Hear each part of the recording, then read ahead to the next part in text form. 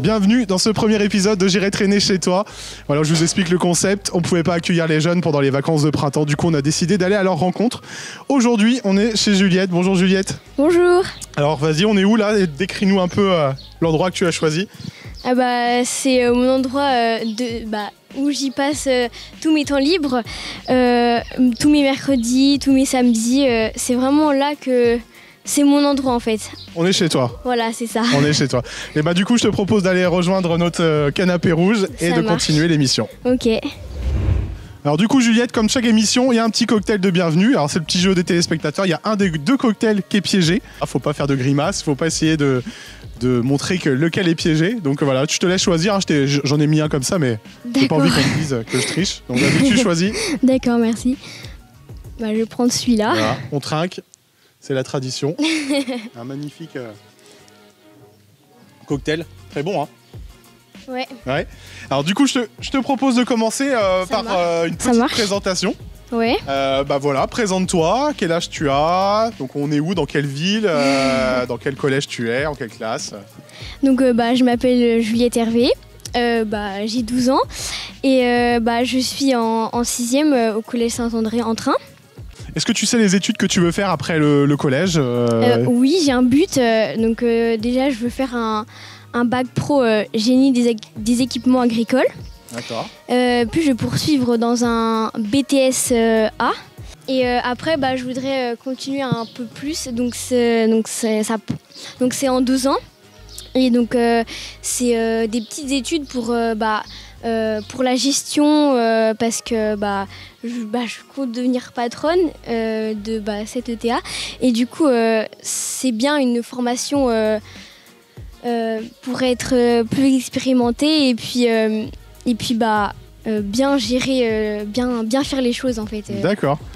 Très bien. Après, de toute façon, on reviendra un peu sur ta passion, sur ce que tu aimes. Toi, tu viens à Coglado et à Ado Explorer. Dis-nous ce que tu aimes bien, pourquoi tu viens, qu'est-ce que ça t'apporte, toi? D'abord, ma meilleure amie Inès, c'est elle qui m'a fait venir là-bas parce que au début, j'étais allée pendant 15 jours, pas tous les jours, mais avec ma cousine à Coglado. Et puis, vu que ça faisait un peu trop loin pour nous, du coup, je dormais chez ma tata. Mais là, du coup, vu que Ado Explorer, c'était en train, du coup, ça facilitait la route et tout. Et il y avait ma meilleure amie, donc c'est tout ce qui compte. D'accord, ça marche. Tu devais nous apporter un objet. Là, ça serait quoi ton objet fétiche? Cette machine. D'accord, tu peux nous en parler un petit peu? C'est une ensileuse, la gamme 8700 de chez Jaune d'Air. Donc elle a 2 ans, je crois, normalement. Et c'est notre petit bijou. D'accord. Voilà pour ta petite présentation, merci.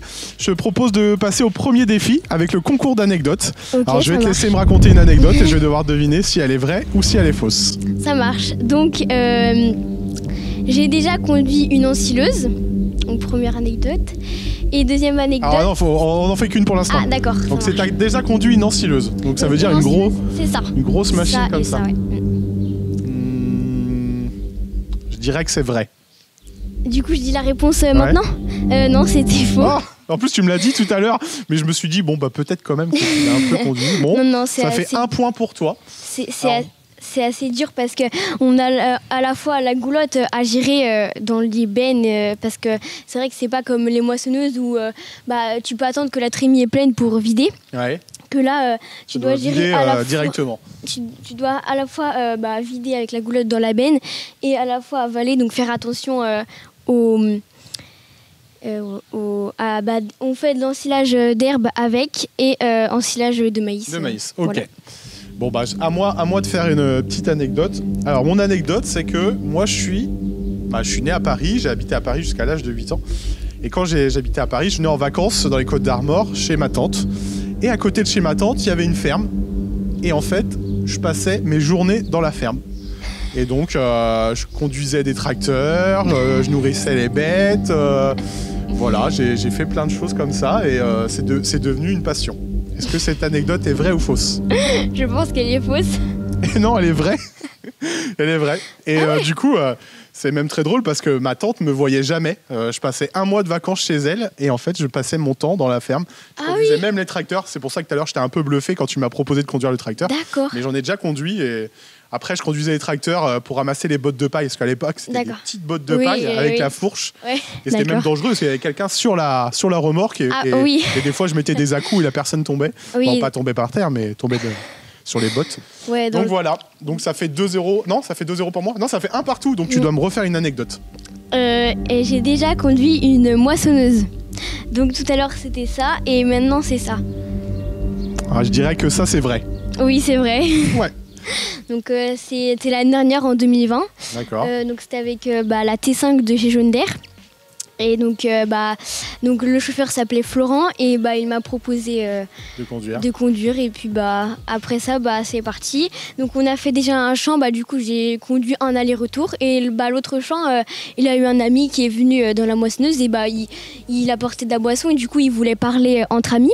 Du coup moi j'ai pris le relais et j'ai conduit pendant ce temps-là. Et puis après, comme ça a permis de profiter un petit peu. D'accord, ok. Et bon voilà, c'était le premier défi. Donc je te propose maintenant de passer plus sur un focus sur vraiment tes passions, tes activités. Donc on a vu que l'agriculture c'en est une. Tu peux nous dire si tu en as d'autres. Donc voilà, tu parles-nous justement de tes activités, de tes passions. L'année dernière, je faisais du foot et avec ma meilleure amie. Et ma meilleure amie est partie en Vendée, déménager. Et du coup, je me suis retrouvée seule à faire du foot et... c'est vrai que j'avais à chaque fois des plus grandes que moi, donc je me sentais un peu rejetée. J'ai préféré arrêter et me consacrer parce que là, c'était l'année d'après, je passais en 6e, donc cette année. Et du coup, je voulais vraiment me consacrer aux devoirs et avoir des bonnes notes. C'était ça mon principal. Donc à part le foot, pas d'autres activités en club ou en association? Non, pas en club ni en association, sinon je fais beaucoup de vélo. Mais toute seule? Non, en famille, le dimanche matin. D'accord. Et donc du coup, l'agriculture, alors parle-nous, parce que alors moi qui est un peu novice, moi je pensais que il y avait le côté élevage, mais toi c'est vraiment, les tracteurs, les machines, la mécanique. Matériel, tu me parlais de la mécanique tout à l'heure. Oui, la mécanique, Au début, j'étais beaucoup dans les tracteurs et puis je me suis dit, il n'y a pas que les tracteurs dans ce métier, il y a aussi la gestion et puis la mécanique. Et la mécanique, je m'y suis beaucoup attachée depuis que j'ai commencé. Et puis maintenant, souvent le mercredi, vu que le mercredi matin en 6e, on n'a pas cours. Donc du coup, le mercredi, je me consacre à la mécanique et plutôt pendant les vacances, c'est plutôt sur les tracteurs. D'accord. T'arrives des fois à avoir des pannes ou... Oui, très récemment. D'accord. Oui, et c'est vrai que c'est pour ça, il faut être... Il n'y a pas que le chauffeur, il faut aussi faire l'entretien des machines parce que... on a beaucoup de chauffeurs en ce moment qui sont faits pour tourner... ils sont bons qu'à tourner le volant, mais c'est pas que ça en fait. Ouais. C'est pour ça qu'il y en a beaucoup qui savent que tourner le volant, mais à côté, il y a aussi autre chose. D'accord. Et tu parlais tout à l'heure, tu as envie de prolonger tes études après le BTS, justement, pour l'aspect gestion de l'entreprise. Oui, voilà, c'est ça. Tu te vois après ton père reprendre l'entreprise, c'est ça? C'est ça. Avec mon cousin, on est beaucoup par là et du coup mon cousin il est aussi présent moins que moi parce que j'habite juste à côté, donc c'est vrai que je fais 2 pas et j'y suis arrivée. Mais mon cousin il habite un peu plus loin, donc c'est difficile de venir pour lui, mais il vient. Et d'accord, puis il est aussi autant passionné que moi. D'accord. Est-ce que sinon tu as d'autres activités où tu t'engages au collège, où tu t'investis ou... Pour le collège, je sais que ma meilleure amie elle est déléguée de classe et puis ça lui prend du temps aussi. Mais du coup moi je préfère me consacrer sur les devoirs et sur le travail et bien faire le travail en fait. D'accord. Je préfère faire un travail de qualité que se dépêcher pour faire du mauvais boulot. Ok. Et du coup, je te propose d'enchaîner sur un deuxième défi.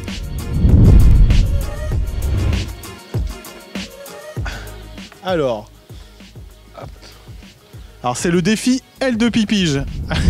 Alors je vais t'expliquer ce que c'est. Okay. T'as fait du foot, donc tu sais ce que c'est qu'une aile de pigeon. Non. Non. Ah, je vais te montrer. On va mettre en place le défi. Du coup, c'est parti pour le défi aile de pipige. Je t'explique, Juliette. Tu vas devoir faire une aile de pigeon. Hop. D'accord. Avec le papier toilette et le rattraper. Ok. Du coup, je te propose de commencer. Ok. Ok. Voilà. Ça te met la pression, là. Un petit peu, ouais. Mais bon, t'as fait du foot, hein, donc normalement. Hein. Attention. Vas-y. J'ai gagné. Voilà, petit défi très simple. Avec le confinement, il y a eu plein de défis avec du papier toilette. Donc on s'est un peu inspiré de ça. Du coup, pour continuer, je te propose de parler un peu du Covid. Oui. Comment toi, tu vis la situation actuelle de la crise sanitaire ? Bah, contrairement à certains et certaines, bah, je suis heureuse, on peut dire ça comme ça, parce que j'ai même pas, enfin, je peux venir là sans problème. Parce qu'en fait, il y en a beaucoup, bah, ils doivent rester chez soi dans les grandes villes, mais moi, c'est vrai que bah, on habite en campagne, donc on n'est pas à plaindre. On a le jardin, le tracteur tondeuse, les poules. Ouais. De quoi s'occuper. Ouais, t'es heureuse. Voilà. Et comment tu vois l'avenir, alors, même si pour toi, la situation te convient, comment tu vois l'avenir dans les mois, les années qui arrivent justement avec cette crise sanitaire ? Avec cette crise sanitaire, bah, ça nous a beaucoup changé parce qu'on a pris conscience de ce qui était le plus principal pour nous. Donc, c'est-à-dire la famille, la famille proche, je veux dire. Et puis rester confiné, bah, ça nous apprend que faut faire attention, par rapport au Covid. Et je sais pas trop. Et qu'est-ce qui te manque le plus depuis justement qu'il y a le Covid ? De ne pas retrouver mes potes en dehors du collège. D'accord. Ça, ma meilleure amie, depuis qu'il y a le Covid, on se voit pas en dehors du collège, donc Ouais. ça me fait un petit peu de peine. Et qu'est-ce que tu as fait de plus depuis qu'il y a le Covid que tu faisais pas avant ? Parce que du coup, ça a donné du temps aussi pour faire peut-être développer d'autres choses. J'ai pris conscience un petit peu parce qu'il y avait des chauffeurs qui voulaient pas que je vienne avec eux parce qu'il y avait le Covid. Donc je jouais avec mes sœurs et puis des choses que je ne faisais pas avant. Mes sœurs en fait, j'étais pas beaucoup là pour elles parce que j'étais toujours en entreprise. Et puis je me suis rappelé que le plus important c'était la famille. Donc du coup j'étais pas présente pour elles. Elle disait Juliette tu me manques. Donc du coup je jouais avec elles depuis le confinement. D'accord. Et est-ce que le virus, il te fait peur, toi ? Un petit peu parce que le fait ce qu'on a travaillé en distanciel là, ça m'a fait peur parce que je me disais je suis en 6e, j'ai peur d'après de pas d'avoir des difficultés en 5e. D'accord, c'était ma question d'après justement, comment t'as vécu la scolarité, c'était difficile pour toi justement de pas aller... C'était facile mais j'avais toujours peur d'avoir oublié de faire quelque chose parce que pendant la neige, il y avait eu une suspension de cours comme ça et les cars ne pouvaient pas circuler et du coup on avait du travail en distanciel comme ça et du coup dès que je suis arrivée le lundi, j'avais oublié de faire un exercice et du coup j'ai eu un mot à cause de ça donc D'accord. du coup j'ai un peu culpabilisé. Ouais. Et comment tu as gardé justement le contact avec tes amis pendant les différents confinements ? J'avais installé le réseau social Snapchat et pendant le confinement mon cousin voulait me montrer des photos de tracteurs et du coup je pouvais pas les regarder vu que j'avais pas Instagram et du coup j'ai installé Instagram comme ça l'après-midi. Et tu penses que tu as perdu des copains ou des copines à cause du Covid ou pas ? Non. Et il y a pas mal de jeunes qui nous ont dit qu'ils se sont un peu réfugiés derrière les écrans. Est-ce que toi, c'est ton cas ? Non, parce que justement, t'es à côté de la ferme. Et même pas du tout de jeux vidéo, non, c'est pas mon truc. D'accord, toi, c'est l'extérieur, quoi. Voilà, c'est ça. Ok, merci pour toutes ces questions. Je te propose de passer au deuxième défi. Ok. Hop, du coup... Ah, on l'a jamais fait celui-là, c'est le Chantilly Challenge. D'accord. Ah, attention. Hop. Du coup, je te propose de mettre de la chantilly sur ton poignet. Ouais. De taper sur ta main, de faire voler la chantilly et tu dois la rattraper. Ça va être dur. Ça va être dur. Hop.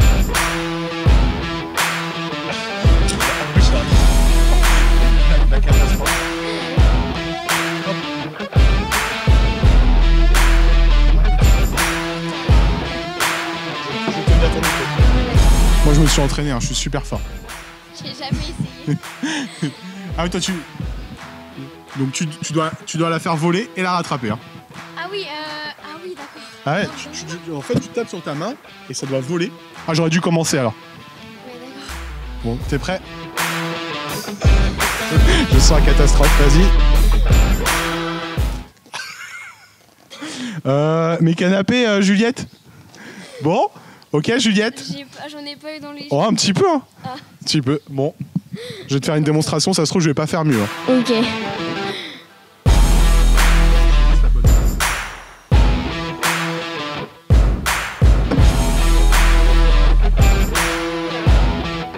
Tu es trop fort. On va lancer à côté. Je donne une chance à Juliette. Oh mince. Ah, en même temps, si je mets mal, j'en mets qu'un petit peu. Ouais. Allez, deuxième tour de Juliette. Ouais, tu tapes.